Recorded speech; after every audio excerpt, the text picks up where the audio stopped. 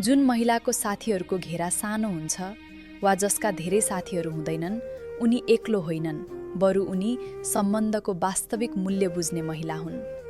उनले जीवनले सिकाएका पाठहरूबाट बुझेकी हुन्छन् कि सम्बन्धमा सङ्ख्या होइन, गुणस्तर महत्त्वपूर्ण हुन्छ। आफ्नो मूल्य प्रमाणित गर्न उनलाई भिडको आवश्यकता पर्दैन, किनकि उनको आत्मविश्वास अरूको प्रशंसा वा स्वीकृतिबाट होइन, आफ्नै आत्मसम्मानबाट जन्मिएको हुन्छ। उनी आफ्ना सबलता र कमजोरी दुवैलाई चिन्छिन्, त्यसैले एक्लै उभिन वा आफ्नै निर्णयमा अघि बढ्न उनी डराउँदिनन्।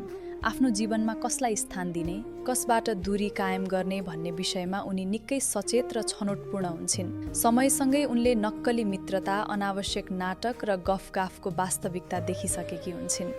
त्यसैले उनी आफ्नो शान्ति, सम्मान र मानसिक सन्तुलनलाई प्राथमिकता दिन्छन्।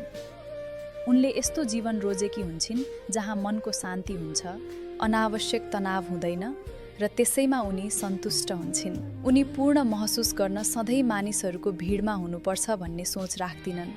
आफ्नै साथमा रमाउन, आफ्नै विचारहरूसँग समय बिताउन र आफ्नो संसार निर्माण गर्न उनी सक्षम हुन्छन्।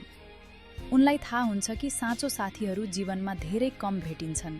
त्यसैले उनी धेरै नक्कली सम्बन्धहरूभन्दा थोरै तर विश्वासिलो र हृदयदेखि साथ दिने साथीहरूलाई बढी महत्त्व दिन्छन्। उनको सानो साथीहरूको घेरा त्यस्ता मानिसहरूले बनेको हुन्छ जसले समयसँगै आफ्नो इमानदारी, वफादारी र साथको मूल्य प्रमाणित गरेका हुन्छन्। किनकि उनी जान्दछिन् जीवनमा धेरै मानिसहरू हुनु ठुलो कुरा होइन, सही मानिसहरू हुनु नै सबैभन्दा ठुलो सम्पत्ति हो।